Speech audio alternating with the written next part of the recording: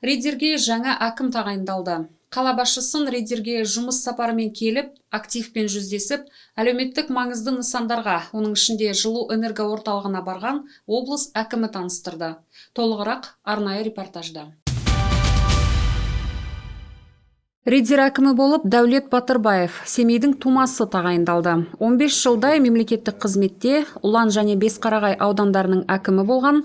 Осы уақытқа дейін Шығыс Қазақстан облысы бойынша энергетика және тұрғын үй коммуналды шаруашылығы басқармасының басшысы лауазымында отырған. Жаңа лауазымдағы алғашқы сәттен-ақ әкімнің алдына бірқатар мақсаттар қойылды. Спорттың дамуына назар аудару, қалаға бұрынғы қысқы спорт түрлерінің астанасы атағын қайтару, қаланы көршілес қала туристарына ғана емес, бүкіл республика мен таяу шетелге тартымды қылу. Ол үшін барлық негіз бар. Инфрақұрылымды, жолдарды, сервисті жақсартып, инвесторларды тарту қажет. Бұл келешекте, ал әзірше өзекті мәселелер. Сколько времени в городе не было такима. Қаншама уақыт Риддер қаласында әкім болмады. Сондықтан Дәулет Бақытұлын тағайындау қала тарихының жаңа парағын ашады деп ойлаймын. Бірлесіп, өткен жылы қалада орын алған жағдайдан шығу қажет. Жаңа әкімнің қолынан ол келеді деп үміттенемін. Қазір қаржы түсті, мәселеден хабардарсыз, енді жылу энерго орталығындағы жұмыстың дұрыс ұйымдастырылуын жүзеге асыру ғана қалды. Уәде еткеніміздей, қыркүйекке қарай 3 қазандықты, қазанда қалған 3 қазандықты қосуымыз қажет. Сізден қыркүйекте тұрғындар нәтиже күтуде. Қыркүйекте жылу энерго орталығын іске қосып, барлығын көру керек. Басқа амалыңыз жоқ. Ермек Көшербаевпен бірге Риддерге жылу энерго орталығындағы жөндеу жұмыстарын бақылауға және жаңа жылу мерзіміне дайындықты көруге облыстық мәслихаттың депутаттары да келді. Риддер жылу энерго орталығы және мердігер ұйымдардың басшылықтары мазут қоймасында, багерлік сорғыда, күл тастағышта және қазандық агрегаттарда жасалып жатқан жұмыстар туралы айтып берді.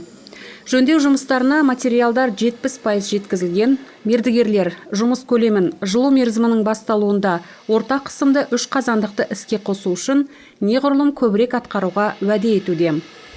Көмірдің қоры мен жеткізілуіне қатысты. Бүгіндері жылу энерго орталығында көмірдің 10.000 тоннасы бар. Отынның басты жеткізушісі Қаражыра акционерлік қоғамымен мәселесі жылу энерго орталығының кредиторлық қарызын жою және әрі қарай көмірмен қамту жөнінде сөйлесу жүргізілуде. Жеткізу кестесін талқылаудан кейін көмірдің алғашқы 20.000 тоннасы әкелінеді. Қатты отынды түсіру үшін келісімге сай Казцинк жауапкершілігі шектеулі серіктестігінің техникасы қолданылатын болады. Жылу мерзімінің басталуына қарай көмірдің берілу трактісі мен галереясының өзіндегі жоспарланған жұмыстар аяқталады, оның ішінде төбесінің жөнделуі және шыны салуы. Наша задача помогать. Біздің мақсатымыз қолдау, көмектесу және бақылау. Қыркүйекте 3 қазандық іске қосылады деген уәдені іске асырамыз деп сенемін. Қазіргі таңда бүкіл агрегаттар бойынша 40% жұмыс орындалған. Алда ең басты жұмыстар күтіп тұр. Қиындықтарға қарамастан кестеден қалыс қалу жоқ. Жылу энерго орталығындағы жөндеуді басынан бастағандықтан мәселелер туындайды. Жұмыстардың өзектендірілуі жүруде. Жылу энерго орталығында мамандар жұмыс жасап жатқандықтан алғашқы 3 қазандық агрегаттары қыркүйекте, қалғаны қазанда іске қосылатын болады. Работы ведутся сегодня на 6 котлах. Қазіргі таңда жұмыстар 3 қазандықта жүріп жатыр. Жөндеу жұмыс кестесіне сай жүріп жатыр. Ауыстырғымыз келген 5 қазандықтағы ауа жылытқыштарын ауыстырдық. Ендігі басты назар экрандық құбырларда. Қазір демонтажы аяқталды, құбырлар әкелінді. Қызу монтаж жүріп жатыр, оған бригадаларда, жұмысшыларда бар, істеп жатыр. Жоғары қысымда дәнекерлеу жұмыстары жүруде. Құрылғыларды жылдам сатып алу үшін Казцинк қаржы бөлді. Оларды жеткізу кестесі бар, жөндеу кестесіне үлгеріп тұр. Казцинк на первом этапе действительно оказал большую помощь, поддержку. Казцинк алғашқы кезеңде зор қолдауын көрсетті. Қазақстан Республикасының үкіметі қаржы бөлді. Елбасының тапсырмасы бойынша. Және де үкімет бақылау жүргізіп отыр. Тиісті министрліктер, комитеттер келіп бақылап жүр. Премьер-министрмен біз тығыз байланыстамыз. білікті күш қажет болатын болса, үкімет оны да жасауға дайын. Қазір жұмыс 2-3 ауысыммен жүріп жатыр. Түрлі учаскелерде 400-ге жуық адам қызмет етіп жатыр. Жөндеу жұмыстарының басшылығының мәлімдеуінше, келесі аптада жұмысшылар саны 500-ге дейін жетеді. Жаңа учаскелерде жұмысшылар саны артады. Гоголь және Әуезов көшелерінің қиылысында облыс әкімі Ридерлік жылу энерго орталығының жылу тораптарының тиянақты жөндеуін атқарып жатқан 2 мердігер ұйыммен кездесті. Одан әрі қарай Шаңырақ мектеп гимназиясы мен жаңа нөмірі 11-ші мектебіне барды. Гимназия оқушыларының ата-аналары 11-ші мектептің ғимаратын Шаңыраққа беру өтінішін білдірді. Аралас мектеп емес, тек мемлекеттік тілді мектеп болу үшін. Облыс әкімі жаңа модификацияның оқу кабинеттерін, 130 орынды асханасын және заманауи спорт залын көріп, жағдай жасалғанына көз жеткізді. Жұмыс сапарының соңында Ермек Көшербаев Семенова көшесіндегі көп қабатты үйлердің қайта конструкциясының барысын бағалады. 3 көп қабатты үйдің сыртқы косметикалық жөндеуі аяқталған, тағы 3 үй істе.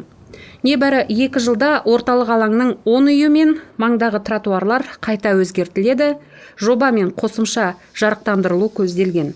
Ермек Көшербаев қайта конструкциясы әзірше аяқталмаған, орталық алаңды аралап, мердігерлермен ғана емес, тұрғындармен де сөйлесе алды. Зейнеткер Татьяна Морозова қоғамдық көліктің нашар жүруіне шағымданды. Тіпті велосипедке көшуге тура келді дейді. Автобустар сирек жүреді. Осылайша тезірек кетуге болады дейді. Қалада барлығы 4 тасымалдаушы жұмыс жасайды. Вот ваш новый аким был. Жаңа әкімдеріңіз тағайындалды. Қалада шешілетін мәселе жеткілікті. Оның ішінде жолаушылар тасымалы да бар. Барлық жұмыстар қадамдап орындалатын болады. Тасымалдаушылар субсидия берілмесе, жұмыс жасаулары қиындайды. Ол мәселені қарастырамыз. Қала әкіміне барыңыздар, ол сұрақты шешеді. Жаңа әкімнің алдына бірнеше мәселелі сұрақтардың шешімі қойылды. Біріншісі, жылу энерго орталығының жылу мерзіміне дайындығы. Екіншісі, аурухана кешенінің құрылысын қаржыландыру. Үшіншісі, қазақ мектебінің құрылысы. Және төртіншісі, жолдар мен автобустар. Бұлардың барлығы облыс әкімінің жеке бақылауына алынды.